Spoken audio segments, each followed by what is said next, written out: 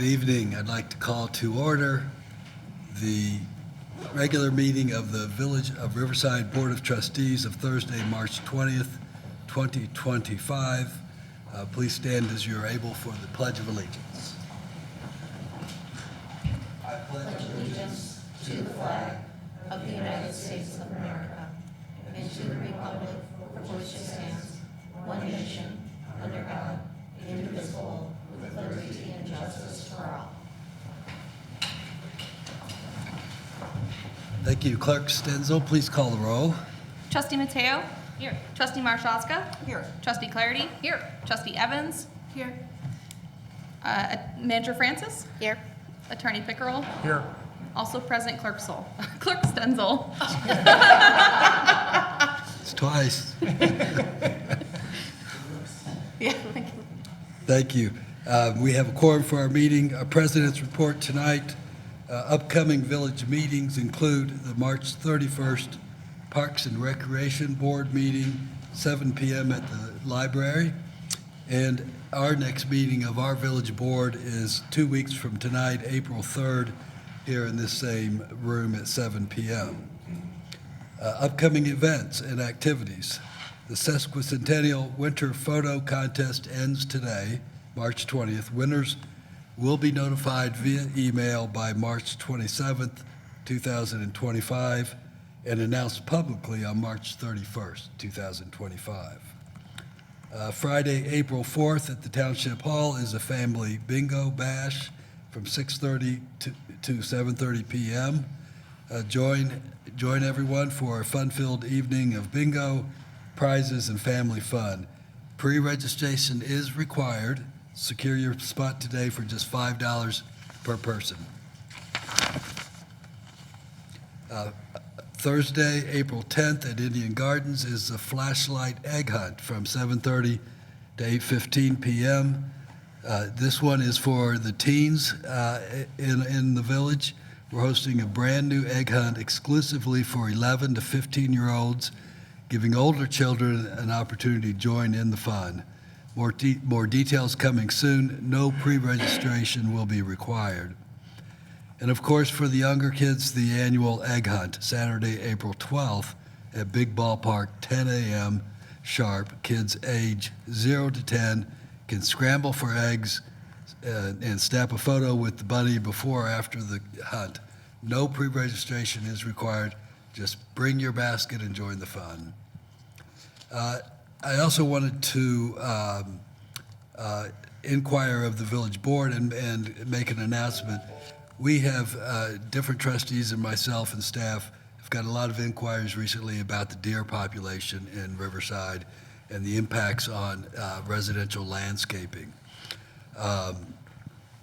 While Riverside is a village in the forest and we take great pride and responsibility in being a village in the forest, we also recognize the importance of helping homeowners maintain their landscapings coexisting with nature.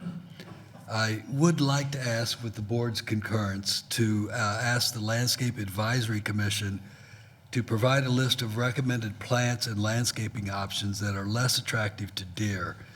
Once the list is available, both the village and LAC commissioners can share those recommendations with the hope that it will help mitigate some of these issues in the future. I would ask the board if you are supportive of referring this item to LAC, and if so, the staff liaison will communicate this request to the chairperson of the Landscape Advisory Commission. Seeing agreement across the board, thank you. Staff will take it from there. Manager Francis. I do not have a report this evening. Next is resident comments on non-agenda items. Is there anyone in attendance that would like to address the board on an item that is not on the agenda, keeping in mind that as we go through the agenda, you'll have an opportunity to speak, if you so desire, on the agenda items? Any non-agenda comments this evening? I see none. Clerk Stenzel, will you please read the consent agenda? Approved voucher list of bills, March 20th, 2025. Approved Village Board of Trustees regular meeting minutes, March 6th, 2025. Approved Village Board of Trustees executive session meeting minutes, March 6th, 2025. Review and file board and commission minutes. Economic Development Commission regular meeting minutes, January 8th, 2025. Sesquicentennial Ad Hoc Committee regular meeting minutes, February 10th, 2025. Landscape Advisory Commission regular meeting minutes, February 11th, 2025. Review and file department monthly reports. Finance monthly report, January 2025. Public Works monthly report, February 2025. Police monthly report, February 2025. Fire monthly report, February 2025. Public Safety annual report, 2024. Do any of these items need to be removed from the consent agenda? Seeing none, can I have a motion and a second to approve the consent agenda? I'll make a motion. I'll second. A motion and a second. Clerk Stenzel, please call the roll. Trustee Mateo? Aye. Trustee Marsh-Oska? Aye. Trustee Clarity? Aye. Trustee Evans? Aye. Motion carries. We have no department, board, or commission reports this evening, so we'll move on to pending business. Presentation of draft Climate Action and Resilience Plan, Assistant Manager Monroe. Well, good evening. It is with distinct pleasure that I'm here before you presenting nearly 1 year to the day of when the board had directed staff to pursue development of our first Climate Action and Resilience Plan. So this has been a project that's been undertaken for the past at least 2 years. We have a distinctive group of community volunteers that has kind of transitioned over that period of 2 years. There's been plenty of people that have contributed to what we call C4, so our cross-community climate collaborative, and we are of 15 communities. We are a member since 2022. So this group had created a framework of actions that led to the development of a more concrete plan. And I will allow our selected consultant, Melanie Nutter of Nutter Consulting, to present the findings, the general process, and the plan content, and the next steps. And I will be available to take any questions. So, thank you.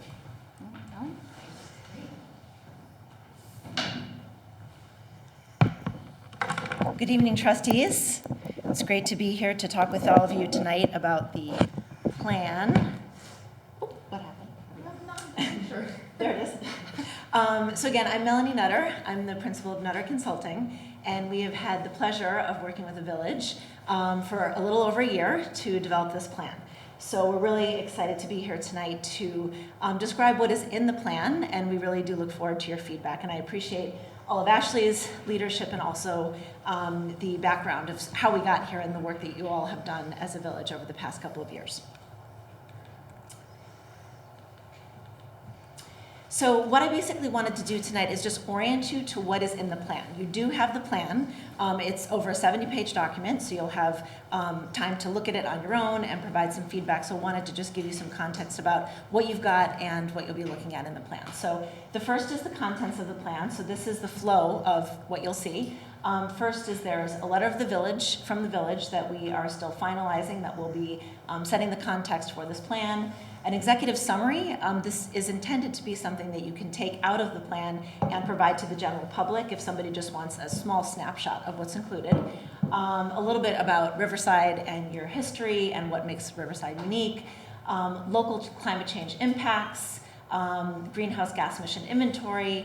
We talk a little bit about the process for creating the plan, and then the bulk of it is the strategies that we're recommending that you pursue to reduce greenhouse gas emissions and be more resilient, as well as the actions that accompany those strategies.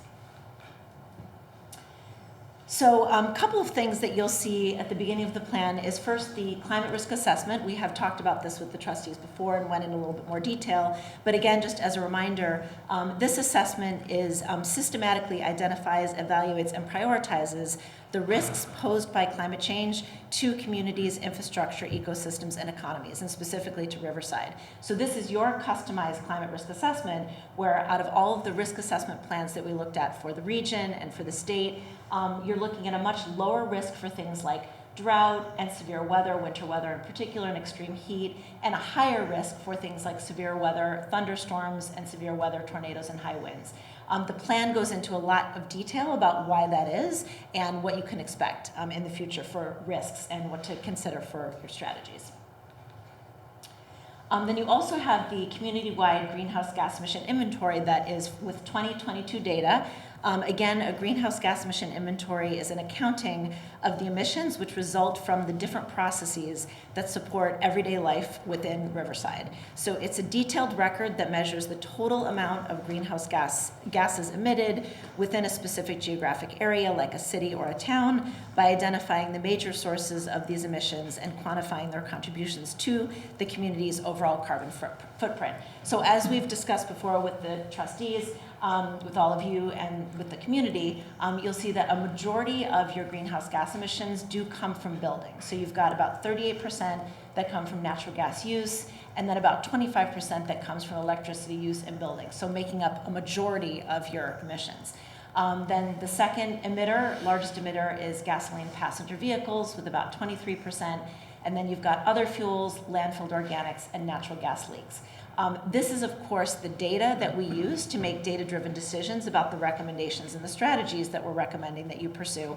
As you can guess, many of them will be addressing the built environment as well as vehicles. So then, in terms of the additional sectors in the plan, these are the overall sectors that the strategies and actions fall into. So efficient buildings and green energy, clean transportation, waste reduction and sustainable materials, healthy green spaces, sustainable village operations, water and wastewater, community-wide resilience, and social cohesion and equity. These are all sectors that were really developed out of the work that you did with C4 as well as GRC2. A lot of the strategies that you had originally proposed fall into these sectors, and it was the way that we have organized them in the plan. So in the plan, we have 45 strategies and 127 actions across 8 sectors. I will say that the C4 list and the CRT2 list was much larger. So a lot of the work that we did was really condensing strategies, dropping some strategies or actions that really were not going to have a lot of impact, and we came up with this list of 45 strategies, 127 actions. And each of the sectors is organized in this way. So you'll have the sector, in this case, healthy green space, and then you'll have the name of the strategy, in this example, promote and expand existing community garden programs. You'll have a strategy description, which is a short description on what it is and why it's relevant to Riverside. And then under that, you'll have the supporting actions and key implementation considerations. The key implementation considerations are the greenhouse gas emission reduction potential, is it high, medium, or low? The projected cost to the village, is it high, medium, or low? The cost overall to the project. Second is the cost to the village, high, medium, or low. Time frame, is it short-term, medium-term, or long-term? And then who is the action lead? Is it partner-led, or is it something that the village would lead? So this is a way to really prioritize and think through how you're going to implement your actions. One last thing to mention is each sector does have a section at the end that includes exemplary case studies, as well as the existing progress of the village. So 2 things that we are still working on that you'll be seeing very soon is an overarching implementation matrix. So for every single action, we will not only have the key implementation indicators, but also potential partners, key performance indicators, and funding and implementation resources. So wherever possible, if there was a state grant, a federal grant, a local opportunity, we do include in there potential funding resources for you to consider for the implementation.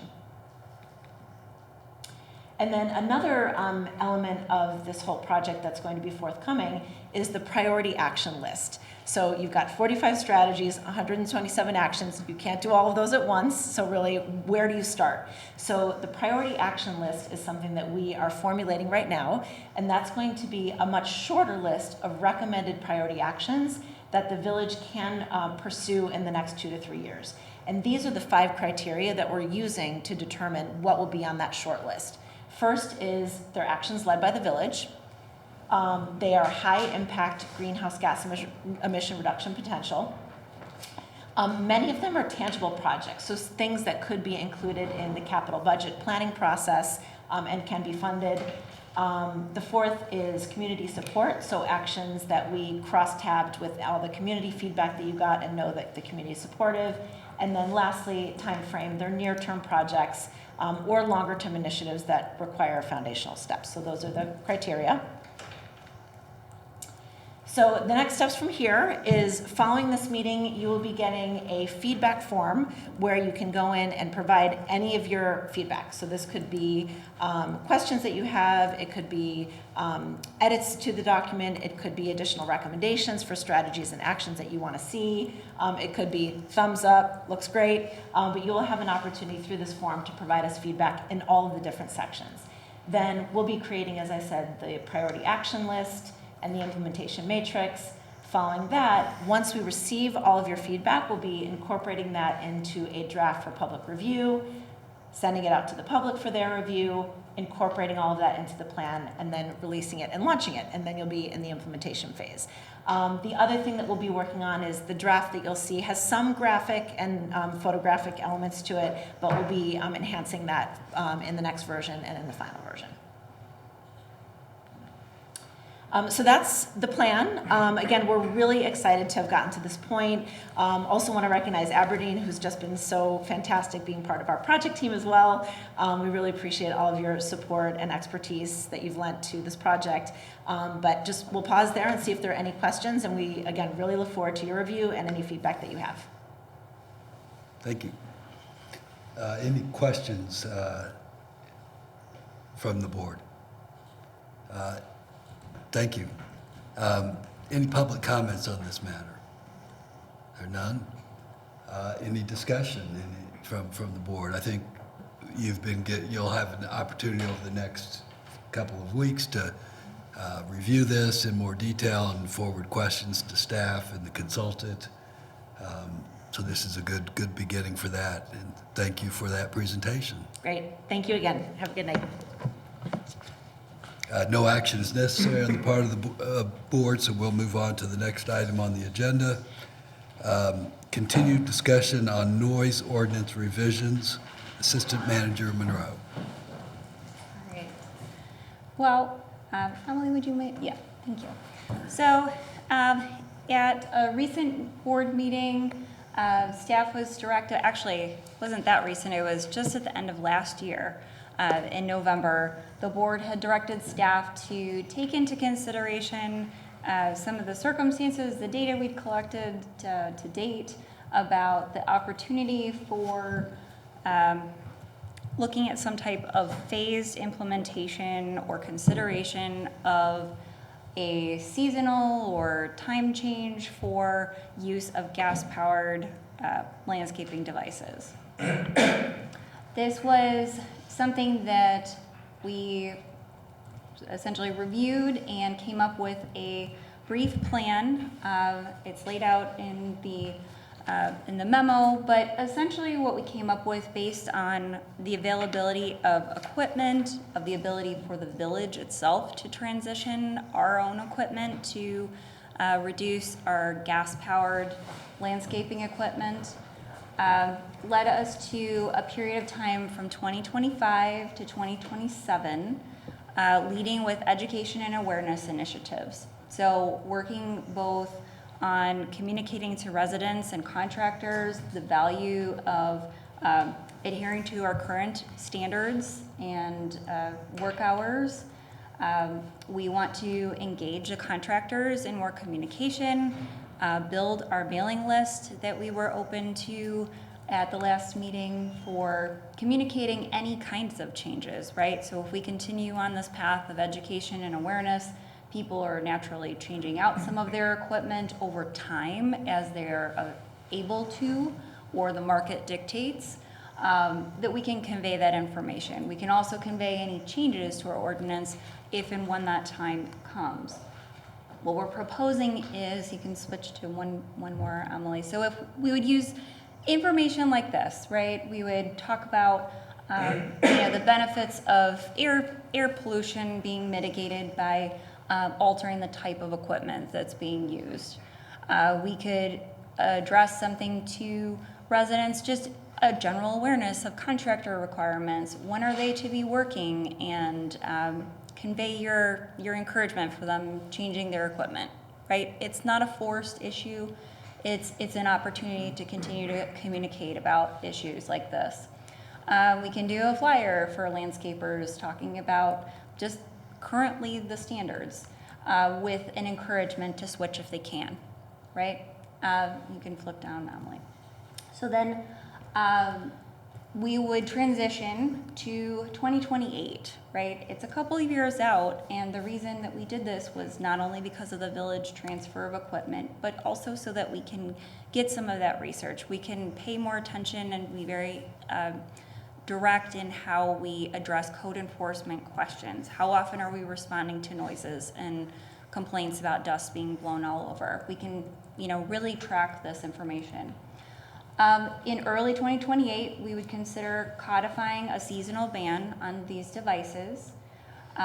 We would still allow commercial mowing, so some of those concerns about, the slowing down of process, it would be somewhat mitigated for a period of just that summertime, right? We allow spring cleanup, we'd allow fall cleanup with whatever devices they choose. And we would just adhere to a warning system, right? We'd be educating still, we'd be advising if the board decided to pilot a seasonal ban. And then in the next year, in 2029, we'd have a stricter enforcement of that seasonal ban, right? We would transition from an enforcement standpoint if we identify an issue where people are repeatedly using a gas-powered device and we receive complaints or we observe that, we'd give them a warning followed by any citation for that. So this is a very measured approach to a long-standing question, right, about how quickly really everybody adapts to something like this. There are certainly people with questions about the value in doing this, and perhaps some of that education will help allay some of those concerns. So that's the plan we've identified. If the board were to decide to move ahead with this, staff would just prepare communication, educational materials, and start working on just a time frame in which to release that information. So I'll take any questions or comments. Any questions for staff? I do have a question. So thank you for the work Yeah. here. It's comprehensive, and I appreciate that you were able to actually mock up for our consumption, Sure. collateral. I appreciate that. So the intent in the education phase is not to indicate a specific date by which things will be banned, but more so educate people on our noise ordinance hours and the benefits of maybe considering switching to different kinds of tools. I think it depends on the position of the board. If there's an interest in a benefit of setting a general time frame in which it's anticipated that we're going to be looking to do this, you could set a time frame and say there's a consideration. 2028 is kind of, identified as a possible time where we'd enact a ban. Otherwise, we can just go out without an endpoint, and then ramp up communication about that question closer to a point where we'd want to engage in more discussion with the board about changing our ordinance. So, but yes, it would be. But a ban would be something that a future board, a 2027 board, would have exactly. to take up and decide. Yes, so 27, 28, it could be the beginning of the year. If we've been talking about this transition over the past several years, then, and would still be kind of, maybe we have a conversation with the board in 27 and we say, would you like to talk more about this next year? Then again, there's an additional level of public awareness about that potential, right? And so our emphasis on this is not to be punitive. It's not to restrict the time at which people can use things. It's a period of time, during the day, but a period of time during the season where it's likely to be hot, extra dust is, blown out in the air, whatever the timing may be. And it would still allow for fall cleanup, spring cleanup, snow management with those gas-powered devices. Thoughts? Any other questions for staff? I don't have a staff question, but I just wanted to thank staff for, laying out the proposed project in this manner and with this degree of specificity. It does take a lot of work. I do believe that it is important to articulate a date that the board, or a year that the board will consider the ban, the seasonal ban, only because it's important for Riverside to make annual progress on its climate action and resilience plan.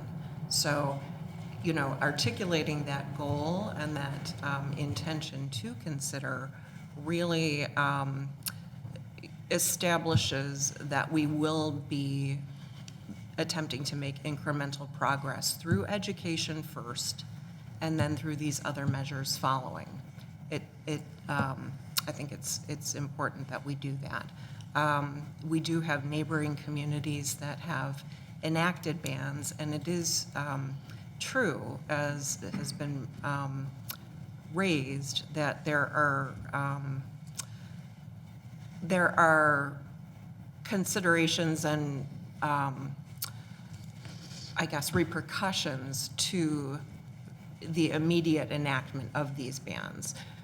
We don't want to be the last community at the short end of the stick that's having all of the, gas-powered equipment ending up here in town, though, when other communities around us have taken action first.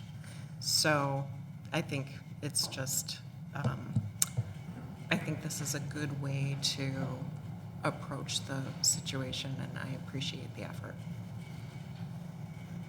I have some questions. This is great. I like how it's staging, as you put it. Not baby steps, but steps. I assume some of the flyers will be multilingual, right? Yes. Okay. Yes, we already have some material for our contractors, and a lot of material for our contractors in Spanish, and I'd anticipate the same. At one point, you say that the goal, the proposal is to focus on handheld devices, but then, for example, there's times in here where gas-powered mowing by commercial contractors is still allowed. Does that mean that residential gas mowers won't be allowed? No, I think it was just an oversight in how it was described in the plan. So if, it's really those high decibel type equipment, right? Your trimmers, your blowers, your other device that you may have, that would require a mower will be a little bit less on that spectrum. So whether people choose to get an electric mower is up to them. But there wasn't a particular preference. So if the board would like to consider either side, staff is open to that. So to be clear, right now, we're not talking about banning gas mowers. Correct. Residential or commercial. Correct. Okay, thank you. And as I keep circling back, we aren't the first. Other communities have done this. Have we learned more about how it went, what obstacles they ran into, small businesses, citations? I think understanding, granted they're not Riverside, but understanding what they went through could be informative for us. Yeah, I think the jury is still out on exactly how these things are impacting the smallest of the businesses. Anecdotally, we will hear that someone has concern about one of our local businesses that does perform landscaping and are concerned about a forced transition, even over time. And so I think it's going to be essential for us over the next couple of years to discuss with exactly those contractors, the ones that we already have registered or would be then growing our list of communication and just a different way. We try to approach our contractors for building side and give them regular updates on what the latest news is, and this could be a very simple way too of engaging with the people on our, the roaming landscaper list to let them know what those updates might be. So if it's just saying all the standards are the same if you're working in Riverside, here they are as a reminder, and give us your feedback about how close you are to buying different type of equipment. Do you need some help? Do you know where to go? I mean, it's a really good opportunity for us to engage with community partners or a larger group that might be able to find some way of supporting a contractor commercial transition. Thank you. Thank you. Any other questions for staff, comments? Thank you, Ashley. Thank Any public comments on this matter? Yes, sir. Please introduce yourself and tell us what you have to say. Sorry, I'm a little bit taller. Dave Barker, 36-year resident of Riverside, Landscape Advisory Commissioner and retired physician. And I want to make some comments about this plan along the line of what Trustee Marshazga said. And I've got copies of a study, a summary of a study I want to share with you, which is how much noise is harmful to people, including students. There's a very famous study that was published in 2002, done at the time a city in Germany was moving its airport. And what they documented was the kids who were under the noise of the old airport did worse in school. And when they moved it, the kids who were closer to that airport did worse in school. Their language proficiency declined. There were a lot of harms. So noise is not a neutral aspect. The other thing I want to remind you about is an electric leaf blower puts out about 65 decibels. It's loud. A gas-powered leaf blower puts out 85 decibels. Decibels is a logarithmic scale. That difference of 20 decibels is not 20% different. It's 20 times different. The amount of energy impacting your eardrums, which does permanent harm, is 20 times higher with a gas-powered leaf blower. And as was pointed out, we have other towns around us who have already enacted these bans, and some of them have enacted complete bans.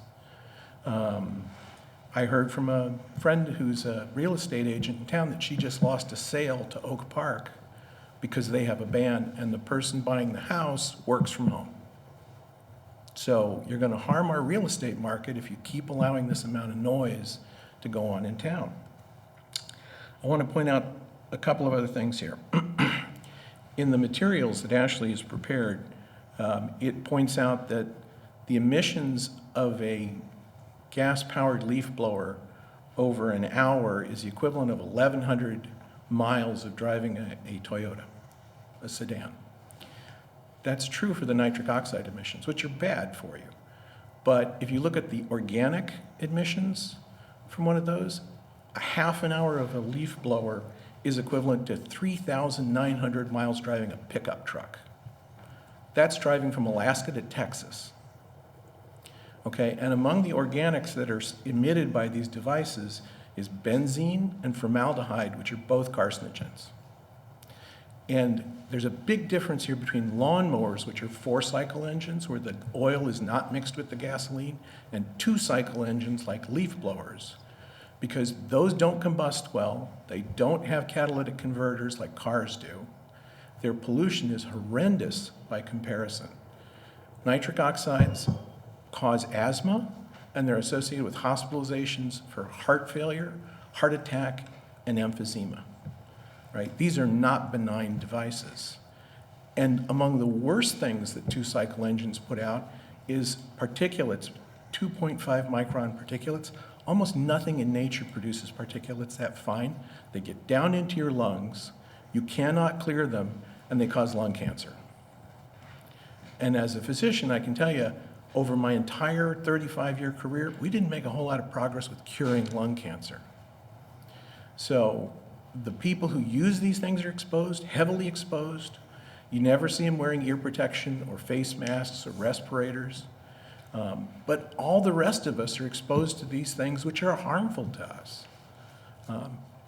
And I would urge you to put teeth in this, put a definite date when you're going to ban these things, especially the 2-cycle engines, because the harm that they do to us as people and our children and our real estate market, it's not trivial.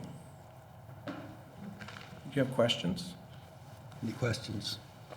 No, but thank you very much for taking the time to come and talk to us tonight. We appreciate that.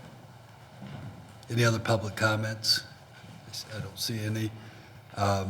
So I'll turn to the board on discussion. I think we're just looking at direction to staff. Based on staff's recommendation, really the only definitive action that is being recommended for this board to take is to continue the education program, state the intent to consider a ban in the future, but with the caveat that we've got 2 more boards before that decision would be made. We have a new board starting in May of 25, another new board starting in May of 27, so obviously it would be a whole new discussion at that point. And I think the public would need to understand that we're really doing the education part is what's being recommended. Of course, the board could take another tack to it, but that's what's being recommended by staff, and it would be left to future board to decide whether to take the next step. Any other comments, questions, discussion? Is there a consensus to proceed with the staff recommendations? Yes. Yes. There's consensus, so we will proceed. Now, this is a policy, it's not a law, no ordinances are being approved. At any time, I would encourage residents to continue to lobby and continue to voice their concerns, both pro and con. We always want to hear more about this, and it is a difficult issue. I think the village board completely understands the impact of banning these on small businesses and the cost of lawn care potentially. But we also understand, as our resident said tonight, that these things have considerate or substantial health impacts. So I appreciate the discussion. So the direction of the board is to proceed with the Wonderful. education campaign as recommended. We will do so. Thank you so much for Thank you. your help. If I might add one thing, which is the LAC is hoping, Can you go to the podium, please? Yeah. the LAC is hoping to have a demonstration day of electric landscaping equipment for residents on June 7th, assuming we can get vendors interested in coming to town then. Tentatively, it'll be in the big ballpark. Thank you. And I can say, as I've said before, I'll use my platform here. As a homeowner, I've switched to all battery-operated lawn care equipment, and it was one of the best decisions I've ever made. So much easier, works just as well for my yard, and it's not expensive to do, at least for a single residence. I understand it's a lot different for a lawn care company, but so thank you. Next item on the agenda is an ordinance amending various sections of Title 10 of the Village Code relating to residential garage standards. Planner Siren. Good evening. So,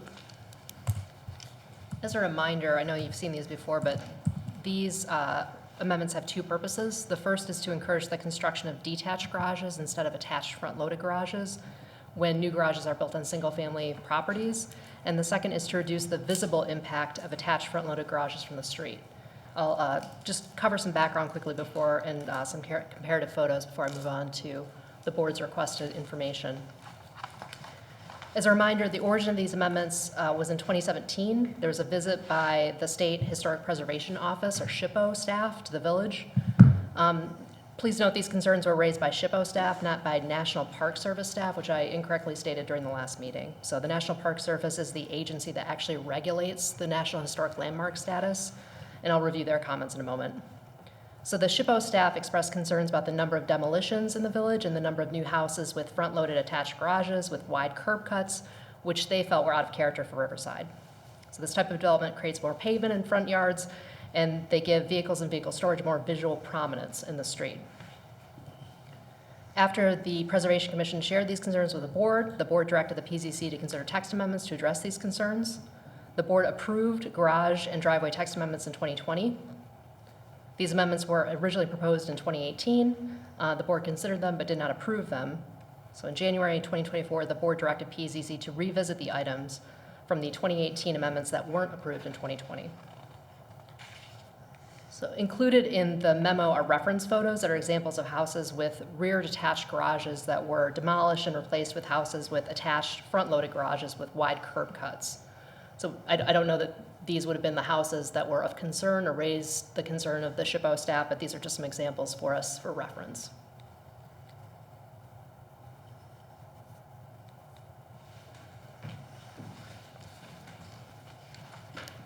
So on February 6th, the board provided feedback on the text amendments and gave staff a few directions, and I'll review these. The first is to go ahead and have the Planning and Zoning Commission hold a public hearing on the proposed amendments, which they did, and the Planning and Zoning Commission recommended approval of the amendments as they were proposed to the board on February 6th. The second is to get input from the Preservation Commission. The Preservation Commission reviews all text amendments to the zoning ordinance, so they reviewed them on February 13th, voted unanimously that they wouldn't have a negative effect on the National Historic Landmark designation of the village or the general plan of Riverside, which is a standard recommendation that they give for text amendments. They provided additional commentary on the text amendments. They clarified that front-loaded garages themselves weren't necessarily a problem. Their concern was front-loaded garages with double-wide garage doors that are close to the street and driveways that are served by large curb cuts that are out of character for the village. They said that type of development collectively can change the character of a street, especially the walking character of the street. Sorry, that's the Preservation Commission's comments. That's correct. Thank you. Yes. The commission generally supported the amendments as an improvement over the current standards. They especially liked the proposed bonus density. They thought that would be a good incentive to encourage the construction of detached rear garages. Regarding options for future considerations, one commissioner suggested a moratorium on new front-loaded garages. Chairperson Pipel pointed out that a moratorium was originally proposed or considered by the ad hoc committee that discussed the issue in 2018, and they did not recommend moving forward with that.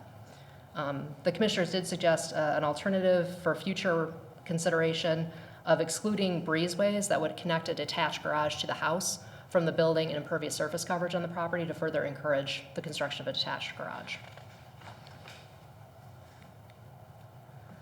So the board asked if the concerns expressed in 2017 are still valid. So staff reached out to SHPO staff, that's the State Historic Preservation Office, and spoke with one of the two employees who had the conversation with Chairperson Pipel in 2017. He clarified that they were the ones who expressed the concern, not the National Park staff. He said it was an informal conversation, not an official warning or a mandate. And he said their concern was not with individual projects, but the cumulative effect of these redevelopments on the village's character. Staff also spoke to National Park National Park Service staff. They monitor historic landmarks, but not actively. So they respond to complaints. They would be the agency charged with reviewing the village's National Historic Landmark status if that were in question. And that examination would be the result of receiving complaints about it. So they confirmed that cumulative changes to the village could warrant delisting, but there isn't a point system or a threshold or other guidelines that we could use to ensure that we're not in danger of being delisted.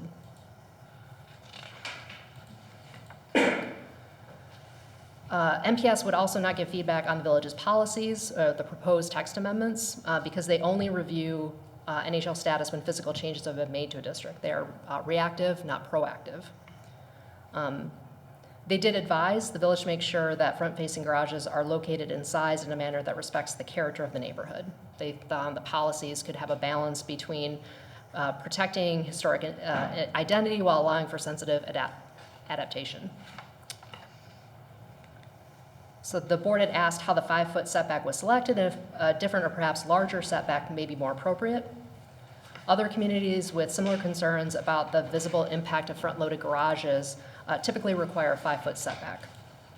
It does strike a balance between reducing the visible impact of the garage and restricting design options for buildings with front-loaded garages. I will note that Preservation Chairperson Pipel expressed support for a larger setback when the commission discussed the amendments.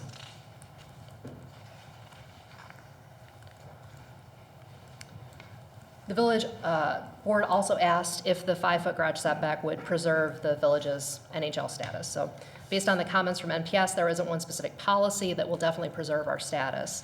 Rather, the status is based on the character-defining features of the village, which reflect Olmsted's general plan. So minimizing the view of pavement, maximizing the view of green space, and creating spaces that invite walking and conversations. So just to note, the village does have a mix of houses with rear detached garages and attached front-loaded garages. There are different styles throughout the village.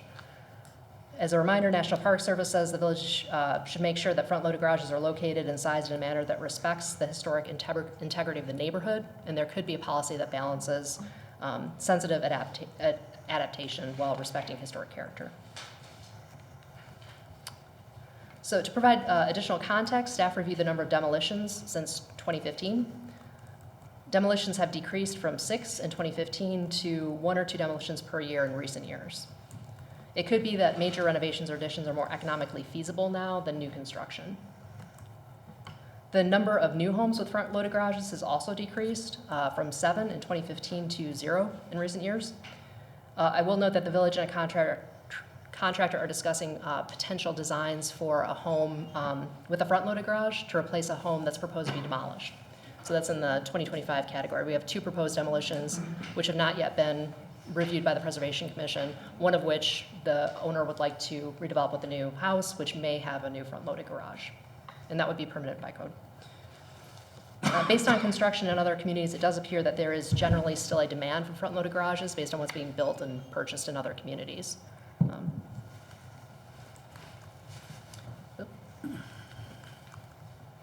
So the action requested is a motion to approve the ordinance amending the various sections of Title 10 related to, that should not be surface coverage standards, that should be garage standards. I apologize, garage design standards. Sometimes recycling comes back to find you again. Very good. Any questions for Planner Siren? Thank you for this excellent work, as always. Thank you.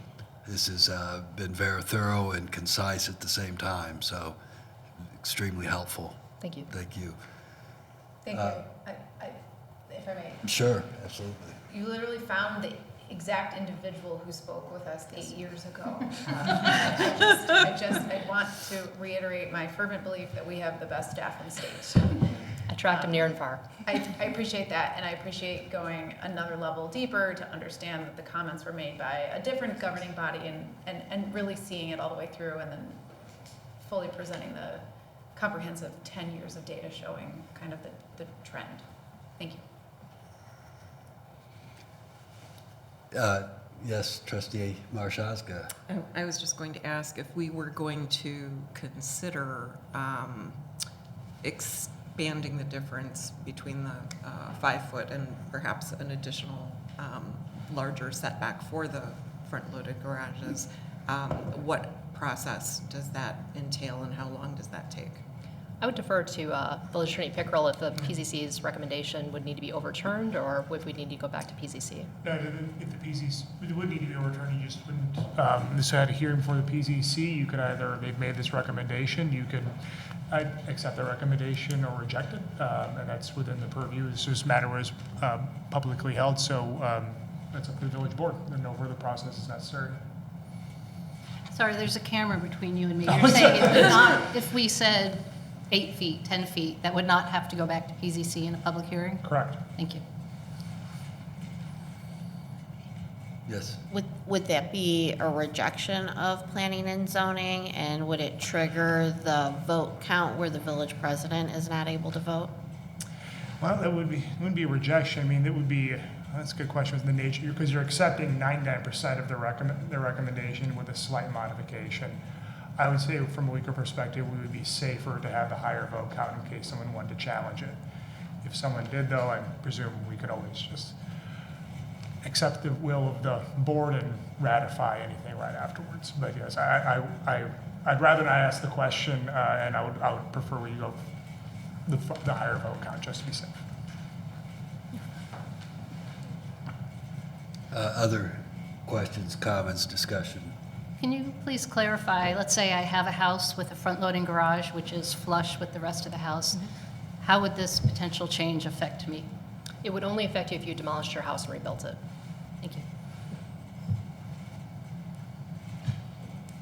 I did want to mention one thing, not a question, but a clarification. If you could go back to the before and after pictures.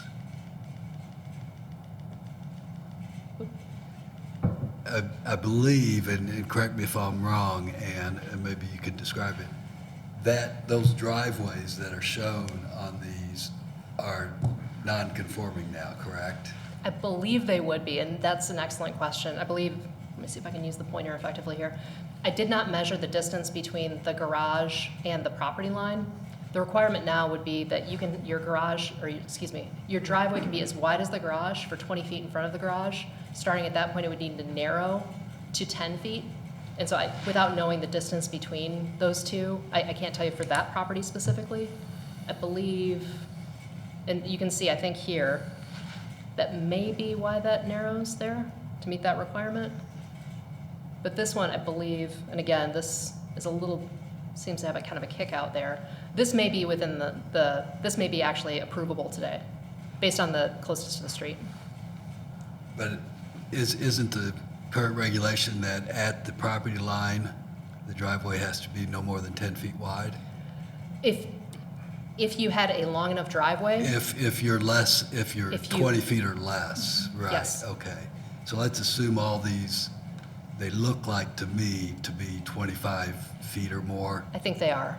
and the driveways appear to be 20 feet or more, so they would all be tapered under today's They would all need to standards. taper, that's And correct. the reason I bring this up is that's a significant change to improve the appearance of front-loaded garages that we've already made. So,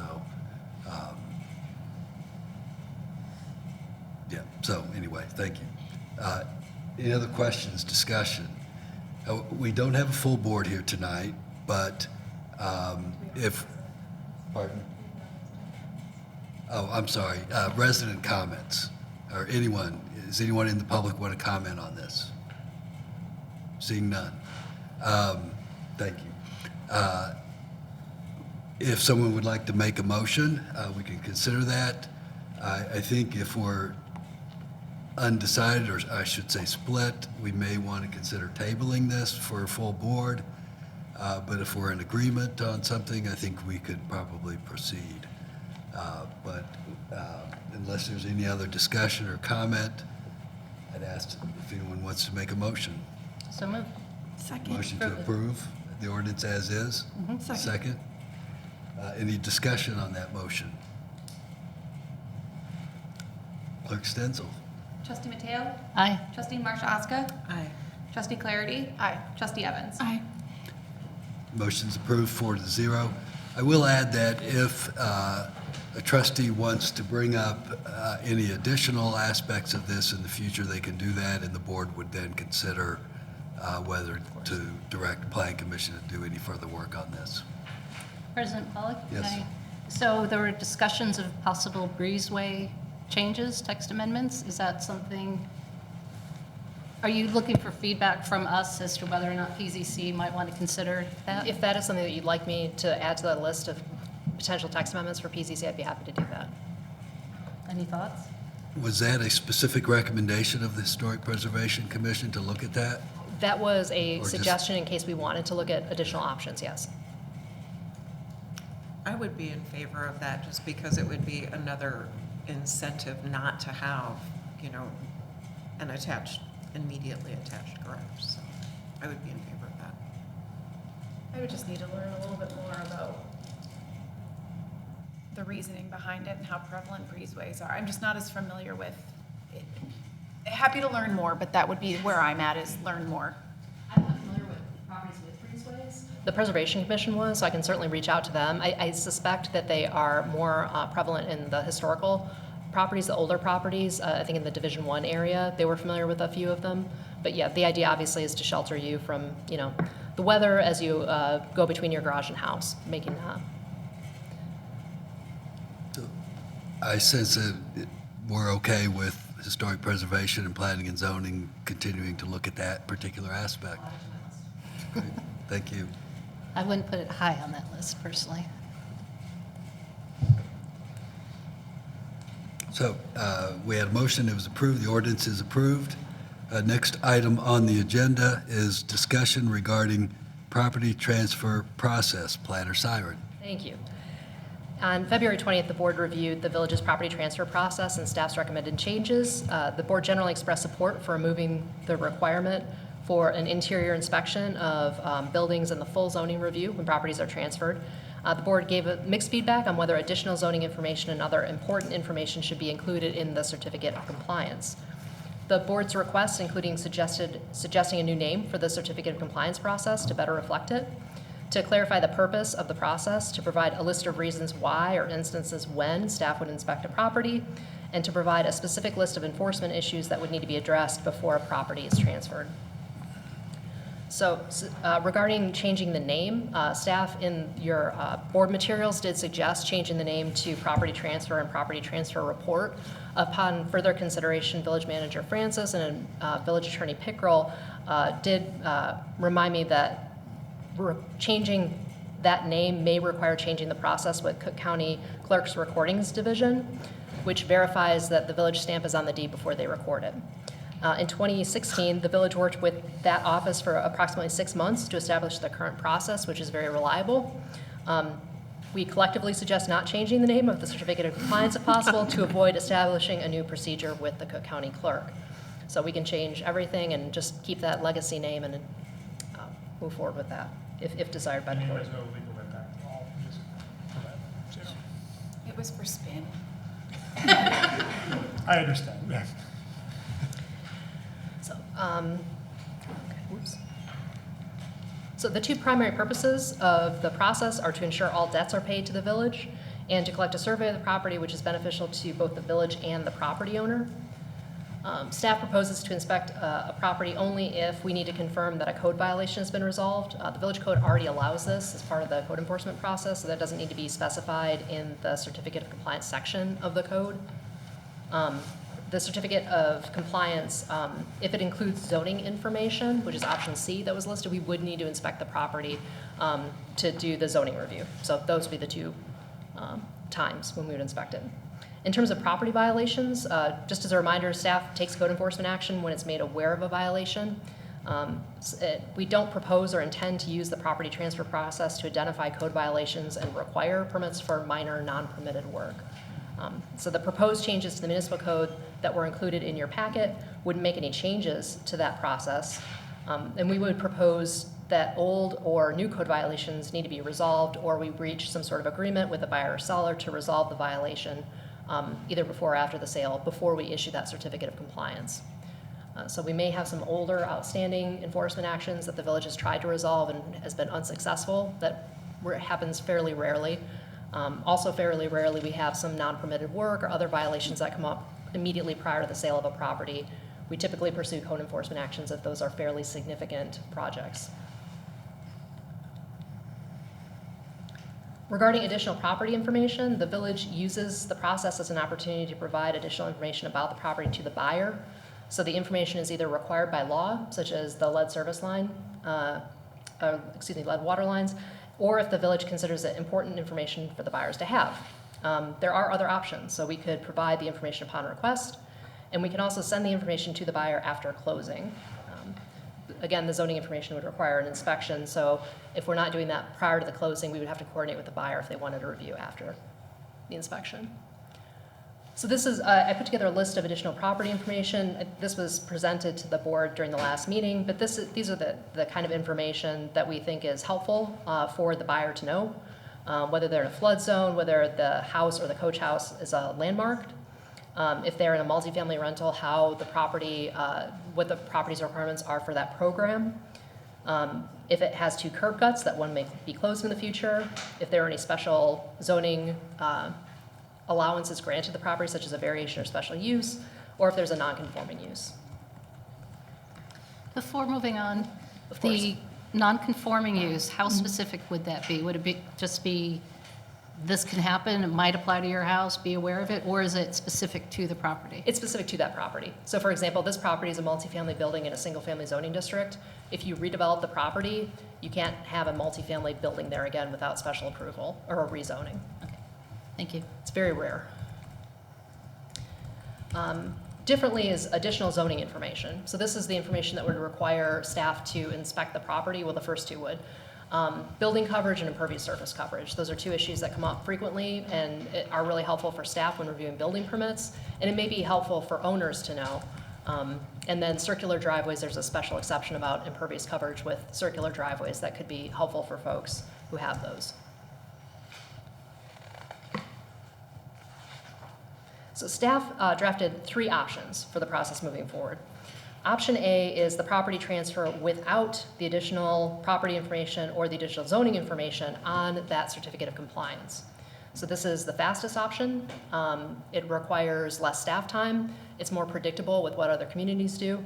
I will note that that additional property information, the information that was listed in the blue box, can also be sent to the buyer after closing. That's what staff proposes. So for example, if you bought a property and you had a landmark coach house, we want folks to know about the certificate of appropriateness process. Like, congratulations, you purchased this property. If you weren't aware, your coach house is landmarked. If you want to make changes to the exterior, you're going to need to apply for a certificate of appropriateness. Here's how that works, and here's your staff contact for that process.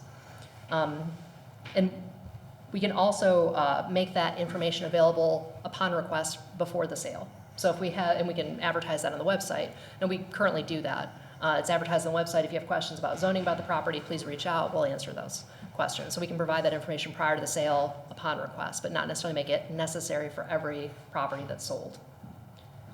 Option B is to provide the property transfer with additional property information on the certificate of compliance. So that's low staff time. So we know the properties that are landmarked, we know the properties that are in flood zones. Let me refer to that list.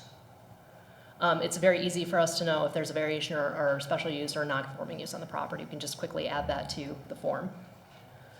Option C is the property transfer with this additional property information and the zoning information on the certificate of compliance. And that requires an inspection by staff, a little more staff time.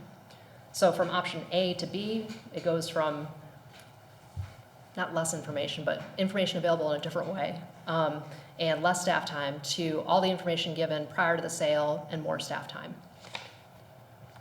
Sorry, just a question. So Of in course. which option are you proposing to send information after?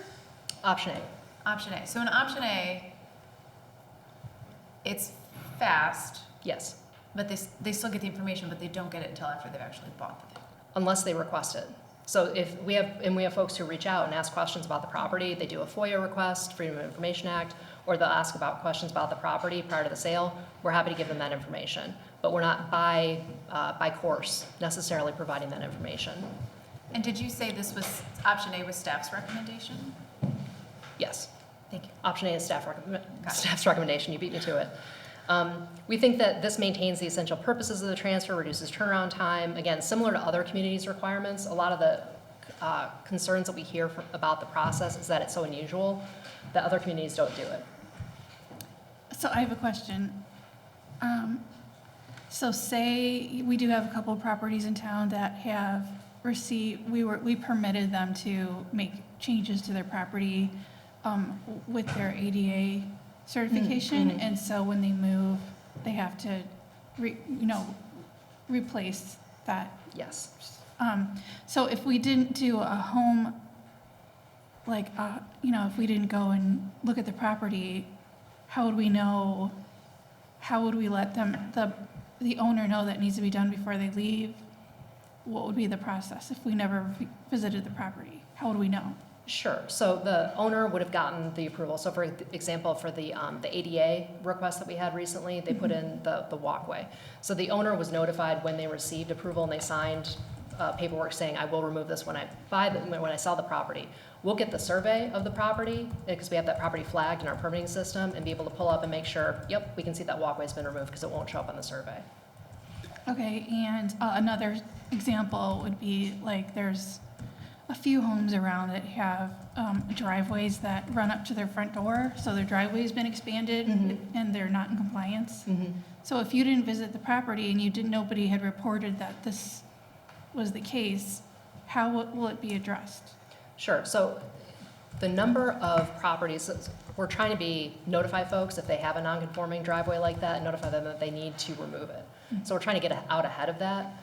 The number of non-conforming driveways like that are hopefully limited to few. Folks don't replace their driveway very frequently because it's kind of an expensive project and they last for a long time. In 2020, the village passed an ordinance that basically grandfathered a lot of those driveways in place. So we know if between 2020 and moving forward, if we see that extra wide driveway, we're notifying people. We may not catch every single one, but we'll try our best to catch them. Now, if we find folks who did a non-permitted improvement, it would be unfortunate, but we would have to notify them that they would need to remove the non-permitted driveway from the street yard. Okay, thanks. Yep. And correct me if I'm wrong, but I also believe on the ADA accommodation, that's recorded on their title. It is. It's been recorded on the title. So a potential buyer would see that in the title search, even before they came to us, perhaps. Yeah. Yes. So again, staff recommends option A. We think that this will be beneficial to the village, buyers, sellers, everyone involved in the process. And again, we can send that additional property information to the buyer after closing, or if they request it, we're happy to provide it to them before, and we'll advertise that on the village website. I have a quick question. Of course. I have a quick question. Yes, please. Yeah, so how many, prospective purchasers of property typically contact the village seeking information about the nature of the property under consideration? I mean, I'm just kind of wondering how proactive people are about requesting this type of information in advance. I'd say more frequently recently. I think especially the folks that we work with frequently are aware that we'll provide that service. So if more frequently, let's see, I'm trying to think and put a percentage on it. I would say maybe 5% when I started. I'd say maybe it's closer to 15% now. Okay, So it has increased. interesting.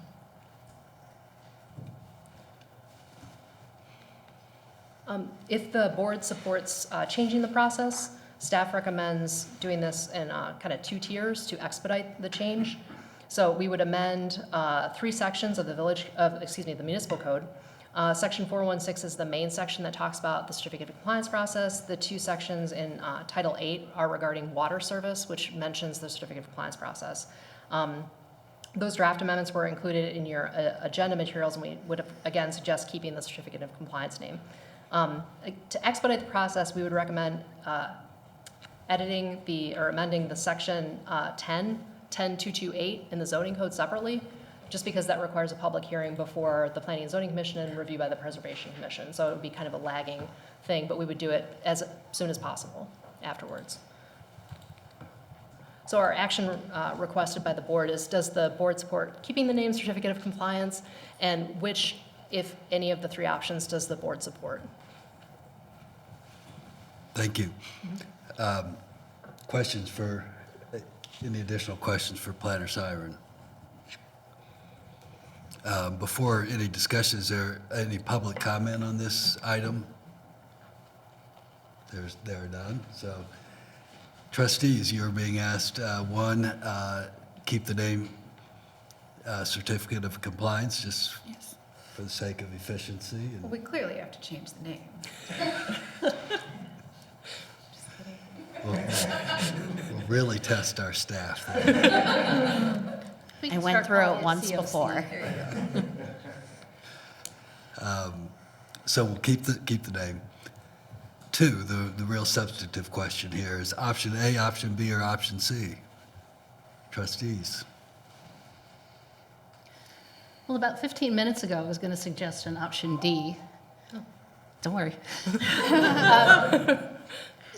Just like a one-page information sheet that talks about building coverage, impervious coverage, which people may already be familiar with, but then lists some of the quirky aspects of Riverside, like the parkway isn't yours, just highlighting some of the things that a new buyer, even if a new Riverside buyer might not be aware of, and of course, links to where they can get more information and contact information.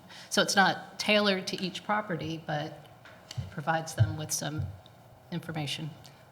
That's the intention, is to have a brief, but I'm sorry, Village Manager Francis, I mean to interrupt you.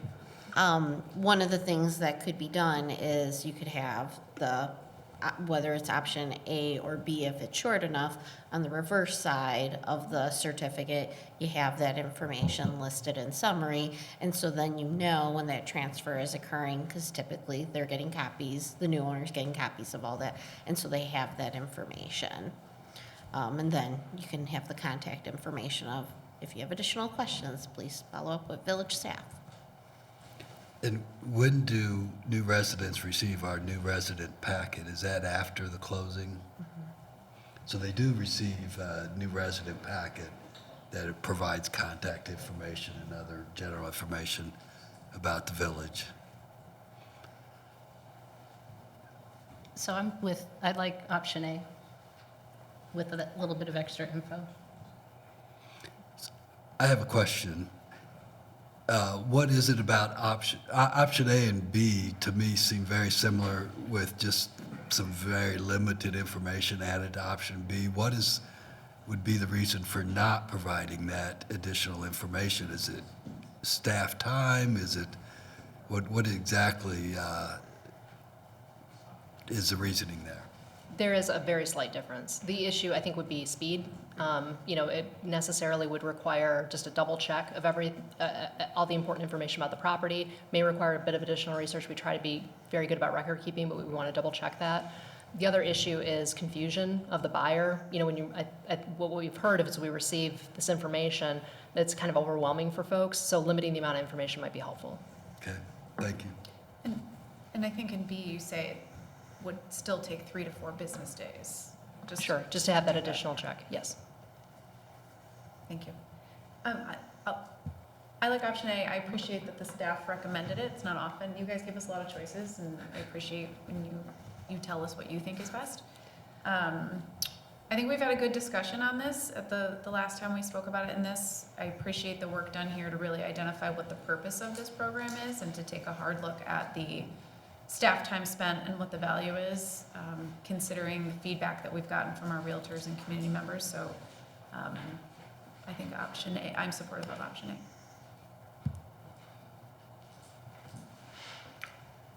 I always think it's better for a buyer to have the important critical information up front, but, if people don't think that that's as important, The people who ask questions before purchase, is it their representative or the potential buyer more often than not, if you know? We'll get both. Okay.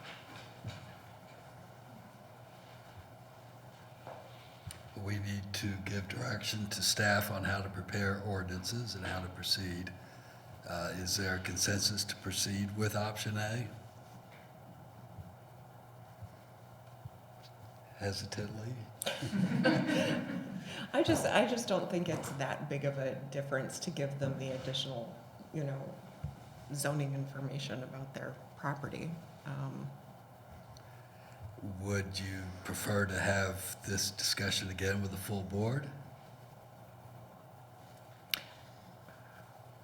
Well, one question I had 2 weeks ago was, if you have current zoning information for a property, and you can could it be quickly updated, cross off, this is non-conforming, that's gone. Basically providing the new buyer with the last go-round of zoning information for the property. Because it's already in the system, it's copy-paste, and I don't know the system, so you're probably thinking, Sure. There's no way this can happen. It's not that there's no way. I like to do the work myself and know that it's been reviewed by me. I also, the zoning code changes. We just changed the zoning code, so we always have to check for new items. So it would be sort of like doing a new review. Thank you. Sure. Trustee Evans. So even with option A, you go down the shortened list that we talked about at the last meeting. It would just happen after the sale of the property. So we would confirm that because we will have folks who don't close on a property. And so what we do is follow up and say, hey, this property closed, correct? We'll follow up with them. Then we know to send the new resident packet. That information will be included in the new resident packet. Welcome to Riverside. Here's some information about the village. Here's some additional information about your property.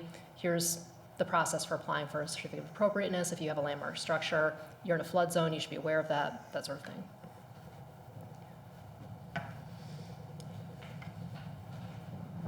I don't see much difference between A and B either.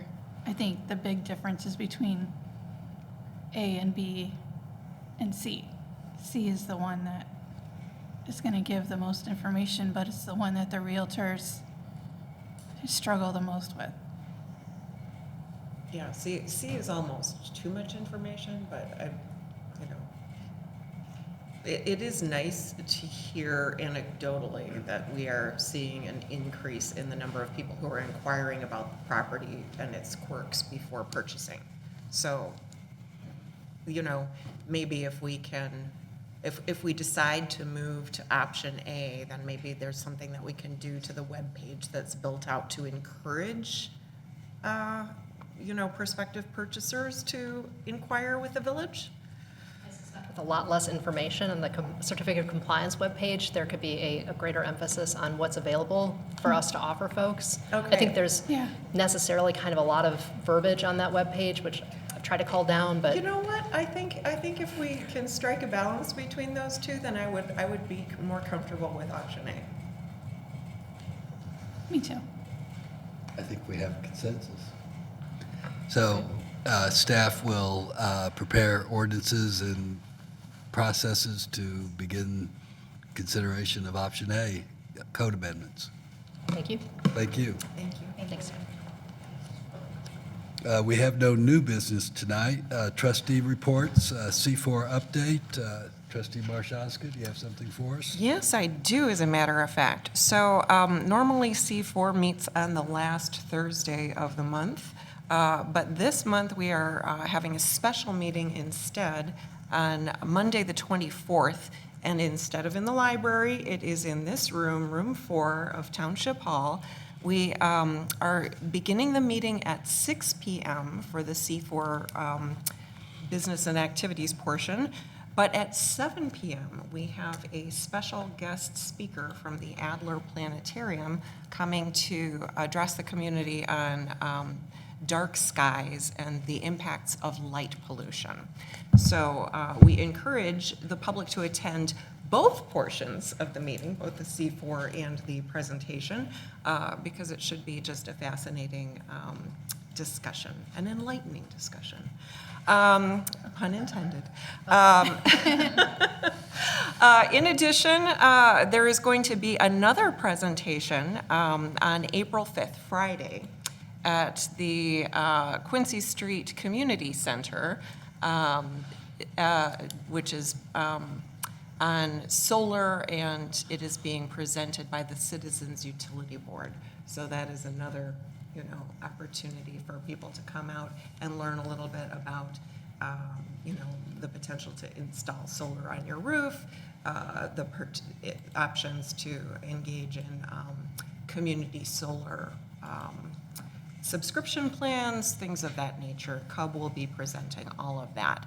Lastly, but not leastly, the C4 committee has been very busy working on a special sesquicentennial project, which is to identify 150 ways to be green. And it's an incredible interactive list that will be going up on the village website soon. And in connection with this list, C4 is also sponsoring the spring photo contest for the 150th. And the feature will be to have your photo or image relate to one of the 150 ways that you can be eco-friendly and green right here in Riverside. So stay tuned for the e-flash and information on that. Thank you. Yep. Any other trustee reports this evening? We do not have need for an executive session this evening, so I would ask for motion and a second to adjourn. I'll make a motion. Second. Motion and second. All in favor, say aye. Aye. Any opposed? None opposed? We are adjourned.